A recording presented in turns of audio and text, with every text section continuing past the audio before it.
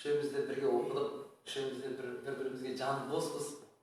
Жан досым деген әңгіме бастайық. Ереке қабыл жарайсыз.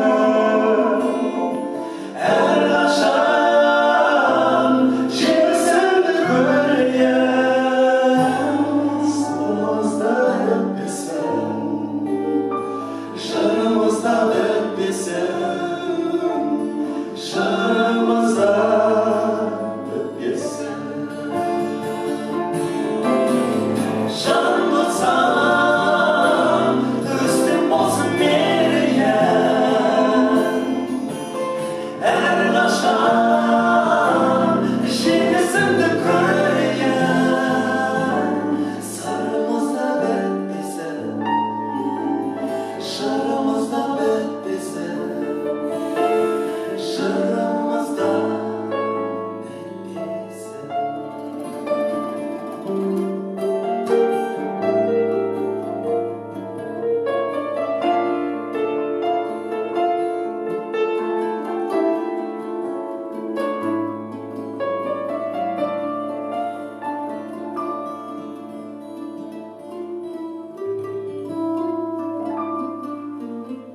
Рахмет. Дәрігеш, құрметті біздің алтындай көрермендеріміз, мінекей өздеріңіздің алдарыңызда бүгін Нұр-Сұлтан қаласының елорда жастар театры мінекей. Сіздермен жиналғалы отырғанымызға біз өте қуаныштымыз. Бүгін айтулы күн, сондай мереке күні. Сіздермен бірге отырғандарыңызға біз қуаныштымыз. Әрине, сіздермен бірге бір залда отырып спектакльдің нәтижесін бірақ қысқарда сіздерге көңіл сыйлап, көңілдеріңіз көтеріңкі болсын деп бәріміз үйде отырмыз қазір ол баршамызға белгілі. Сондықтан да біздермен бізге бірге болыңыздар, біздер ары қарата әнімізді жалғастыра береміз. Жандәулет, келесі әніміз біз енді үшеуміз бірге оқыдық. Оны енді біреулеріңіз біле жатарсыздар, біреулеріңіз білмей жатарсыздар. 2002-ден бастап Өнер академиясында Нұрғат Жақыпбай ағамыздың шеберханасында тәлім алып, осы күнге бірге келе жатырмыз. Соның студент шақтан бері айтып берген, яғни өзіміздің гимн деп айтамыз. Жақсы ән, жабырқап жүрген жаным. алыста енді қазір театрда бірге оққан, бірақ театрда бірге жұмыс істемесек те жүрегіміз бір соғатын алыста группаластарымыз бар. Бұларды естігенде кейде жылайтын.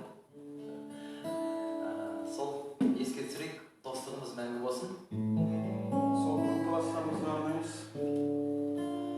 Бір қызығы осы театрдағы 55 актер болса, сол актерлардың бәрі бұрын мұғалім ол қыз. Қазақстан Республикасының еңселген қайраткері, профессор, академик, театрымыздың бас режиссері, театрымыздың көркемдік жетекшісі, ұстазымыз Нұрғат Жақыпбай.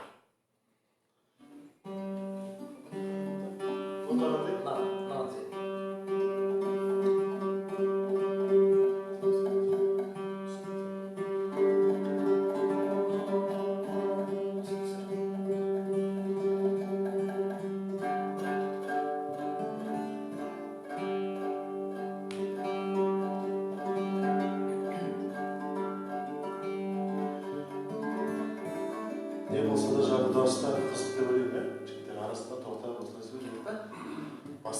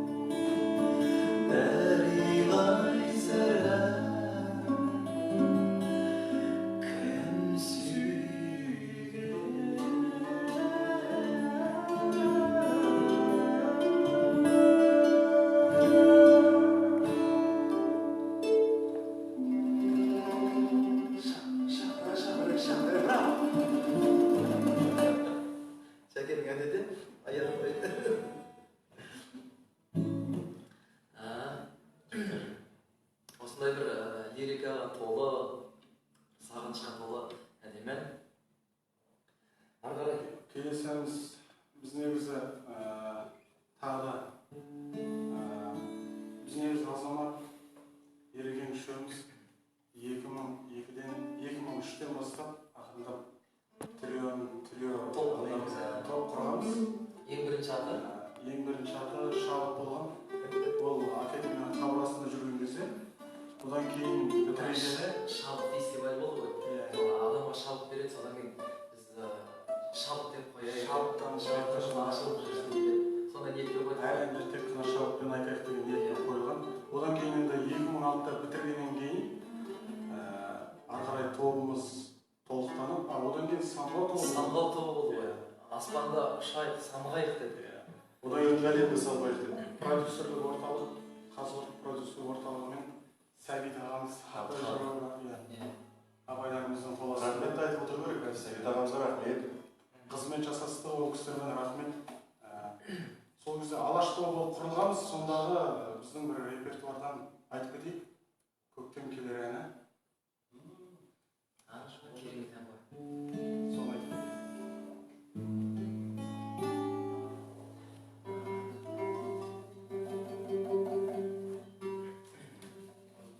Соль. Ла мажор ма? Соль.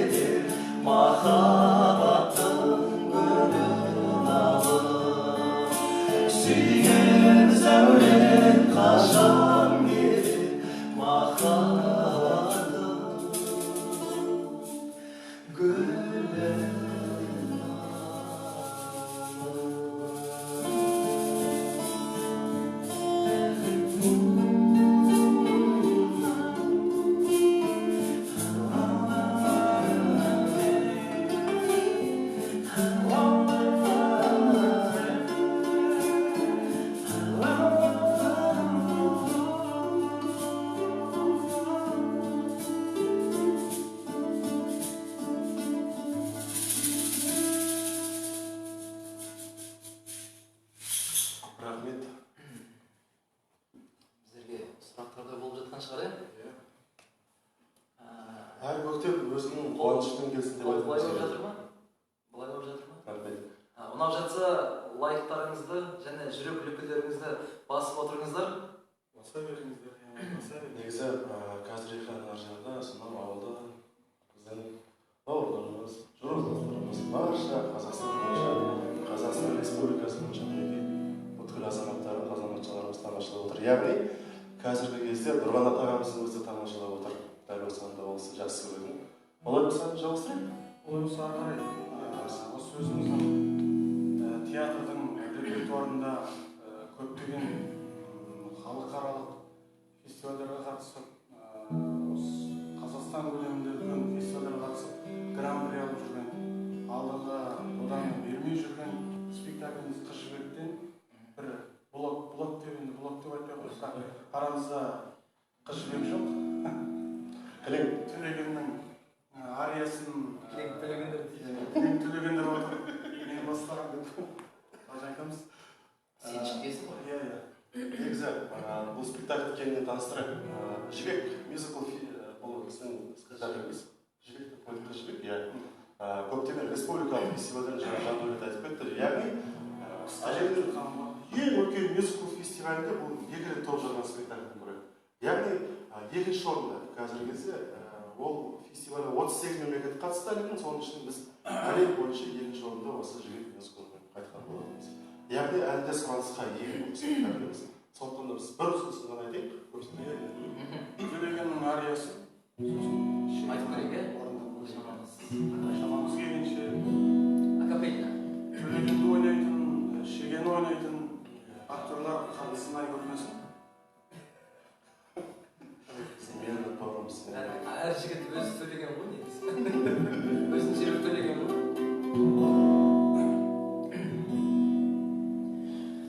Жібек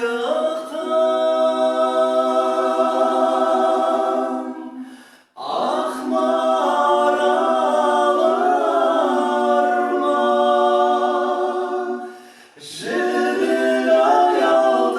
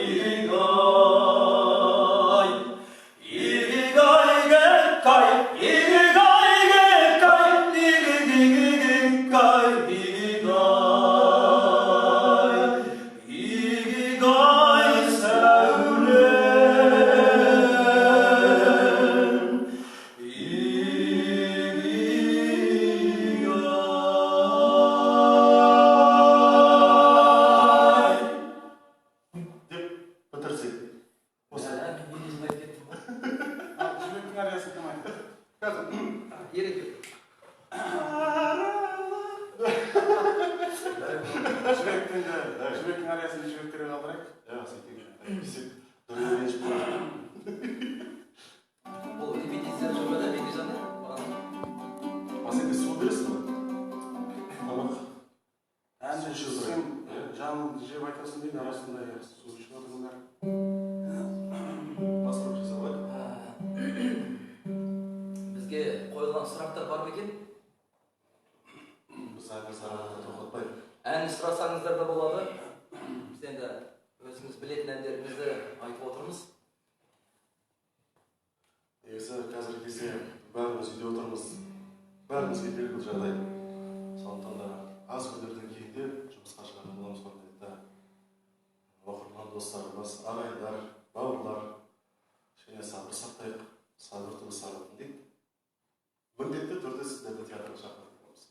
Міндетті түрде біз премьераларымызбен сіздерді қуантатын боламыз. Көптеген спектакльдерімізбен сіздерді қазіргі кезде күтіп отыруда. Дайындық үстінде, яғни актерларымыз дайындықта. Мен шықсам екен деп актерларымыз қазіргі кезде қызығып отырғандар бар. Есіктің ар жағында бірнеше тұр. Біздің үлкен буындарымыз, орта буындарымыз, одан кейінгі буындарымыз, кіші буындарымыз мінекей. Яғни биыл сонау жүрген өнер академиясын бітіріп келгелі жатқан біздің тағы актерларымыз бар. Олар да күтуде. Сондықтан да сіздерді қуантамыз деген үміттеміз. Ағанатта жігіттер жалғастырайық. Арқылы мұнда Қалғандарына жол берейік.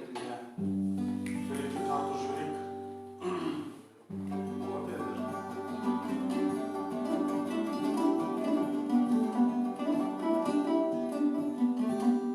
Sen шығасың болды.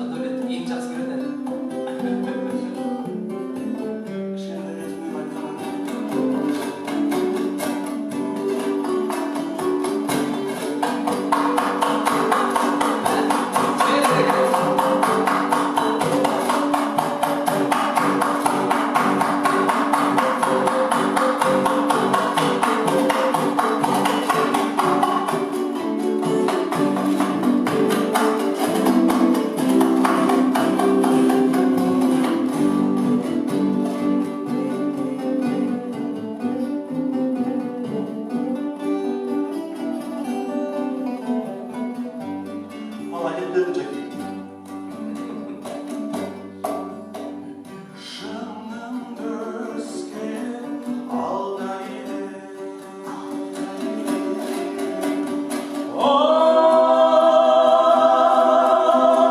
Сіз бір шығар бір көрген жүзіңді. Болдым құмар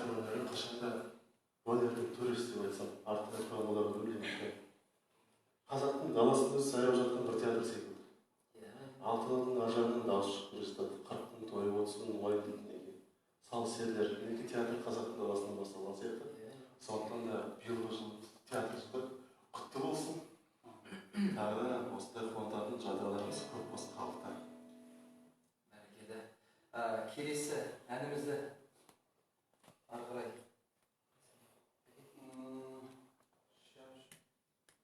сыған серен. Иә, иә. Домбырамыз ар жақта домбыра бар.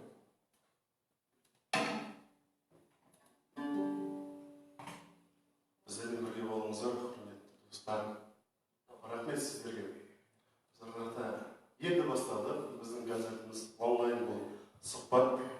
Әрине, әлде көп шағымыз келгенше.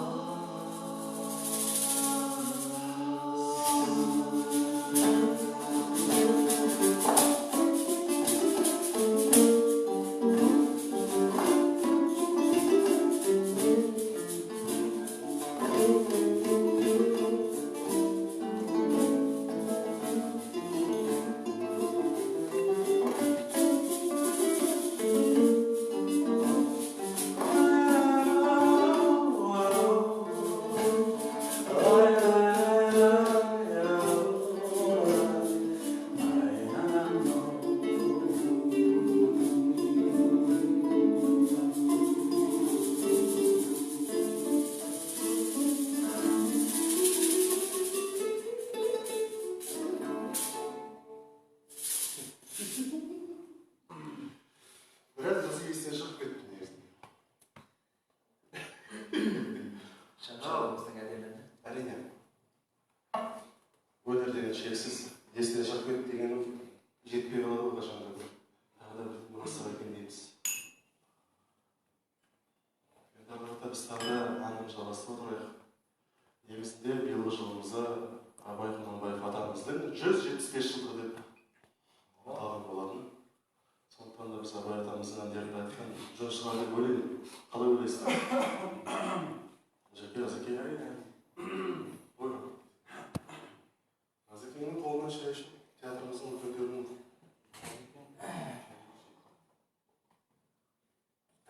Алайын. Әсеміне салайын.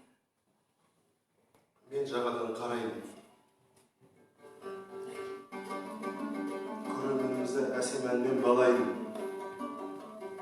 Біздің Ернардың ақындығы бар. Сой.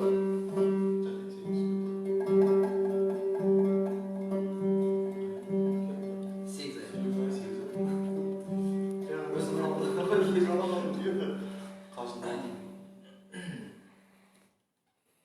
Біздің енді осы кезінде алаш тобы болып жүрген кездерімізде не сияқты қызықты оқиғалар болған. Енді оның бәрін айтсақ, қазір эфир ұзаққа созылып кетеді. Соны осы эфирде көп сөзге бұрмай, әнге бір айтып жігіттерге айтқан болатын. Ерекең жайында әзілдер өте көп. Ернар жайында негізі әзіл. Мен жайында ешқандай әзіл жоқ. Ал жігіттер, ән айтайық. Әнді соңында Абайдың әні 8 аяқ.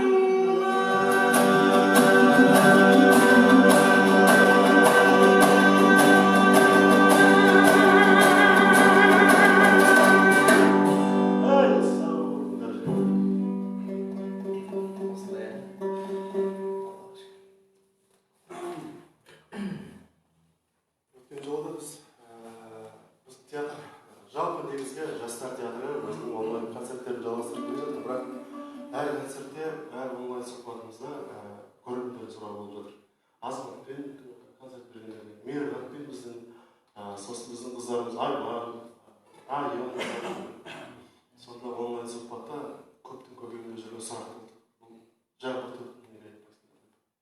Соны айтыңыздар. Енді сіздерге беріп тұр екен, бүгінгі студиямыздың қонағы болар сіздерсіздер. Театр аясында өткен Ернар Жұматаевтың онлайн жастар мюзик бағдарламасында Жастар театрының каналы ғой. Болашақта осы каналға театр аясында өткен. міндетті түрде.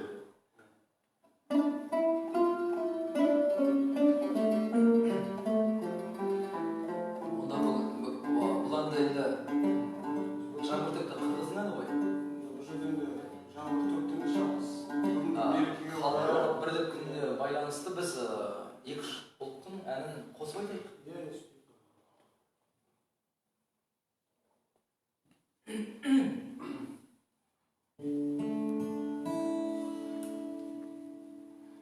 Жігіттер қай?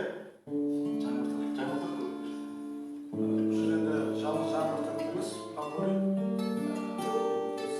еліміз мемлекетіміз, сондықтан бұл жерде енді көрші ел өзіміздің қырғыз елінің әнін айта кетейік.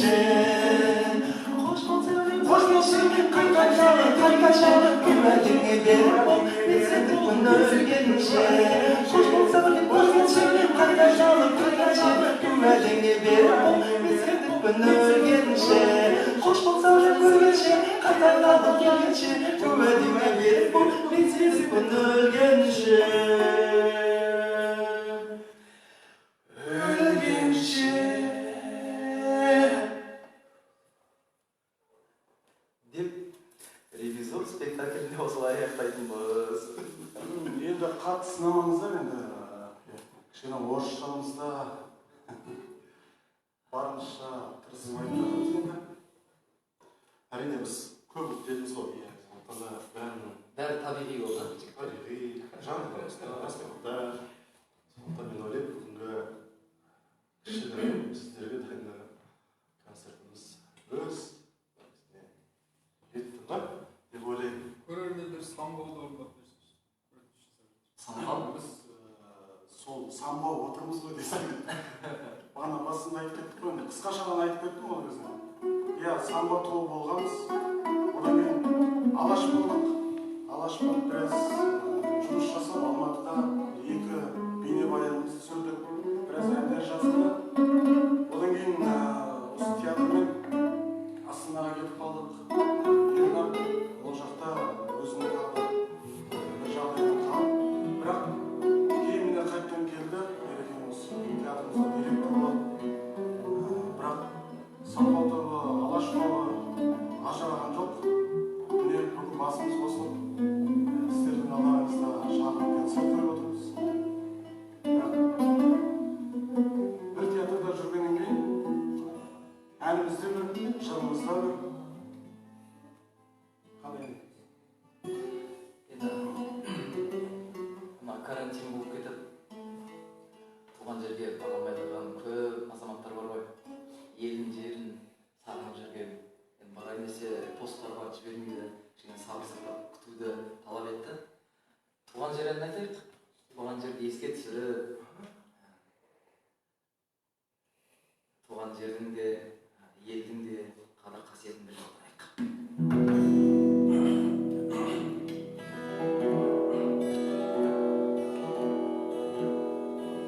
Барша осы шетелден көріп отқан қандастарымыздың да құрметіне туған жері сағынып отқан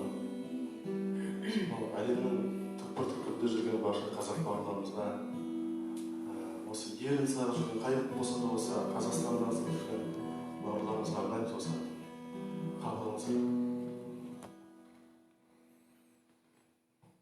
Туған жер қандай көркем,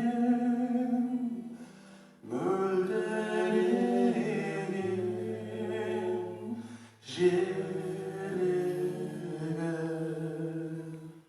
желмен ойнап желбіреген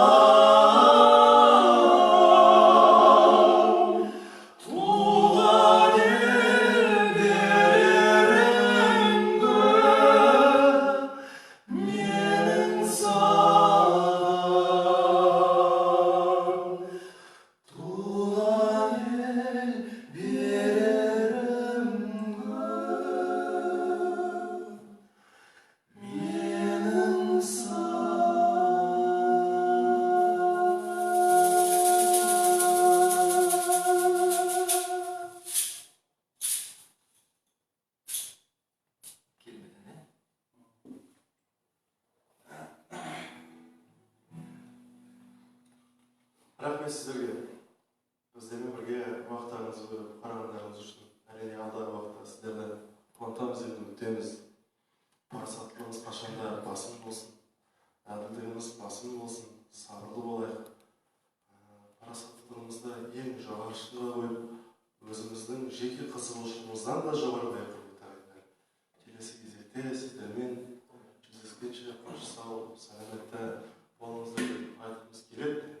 Бірақ енді алдағы уақытта тағы да концерттеріміз беріп жатармыз. Әділ Ахметов, Дәурен Серғазин, Бақыт Қаншыбаев, Айнұр Рахипова біздің деген қыздарымыз. Уақыт болды ма әлде? Тағы айтайық. Тыңдармандар қалай деп жатыр? Неге деген ән сұрап отыр.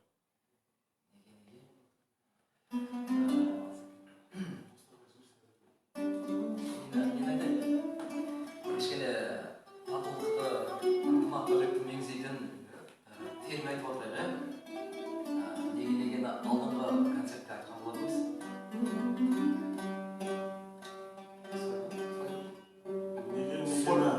Негізі осы той-думан телеарнасынан көрсеңіздер болады. Жақында ғана Азамат Есқұлов бейнебаян түсірді. Сол неге сол той-думаннан көріп отырсаңыздар болады. Және YouTube каналында да бар.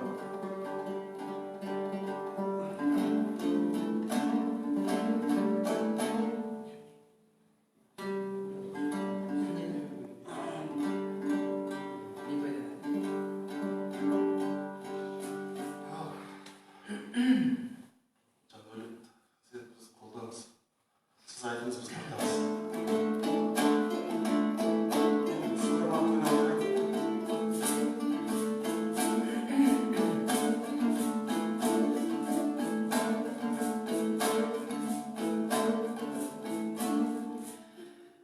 Көгілдір көлден не пайда, жағасы жайса жар болса, суы шабалас, жиегі таястан болса.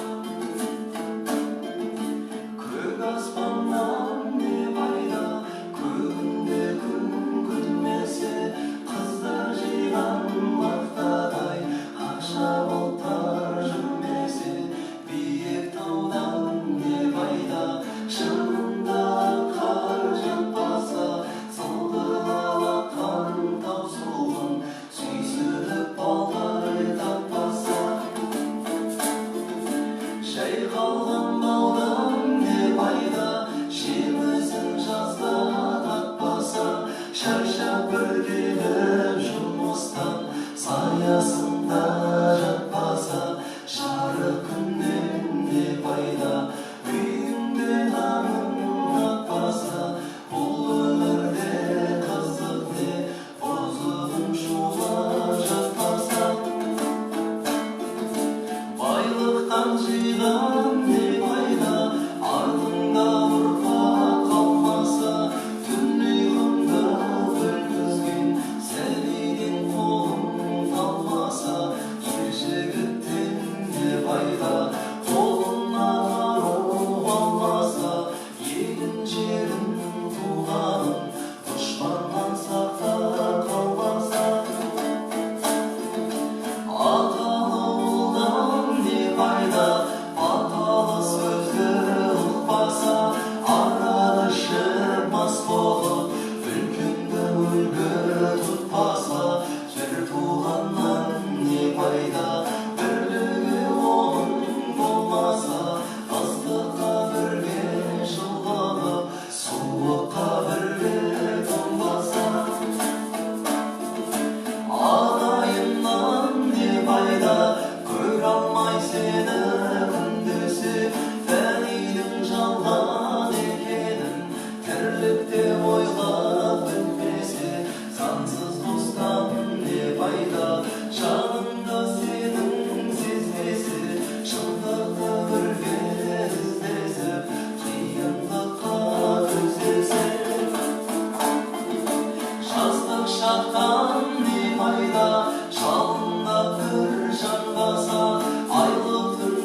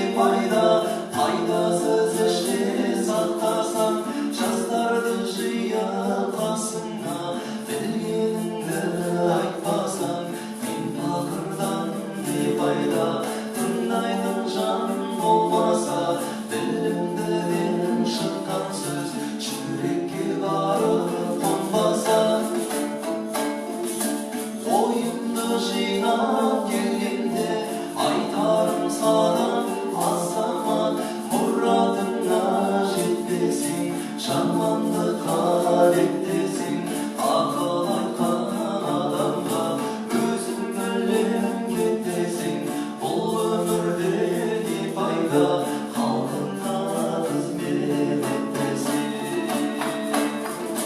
бұл жалғаннан не пайда бұл фәниден не пайда халқыңа қызмет етпесең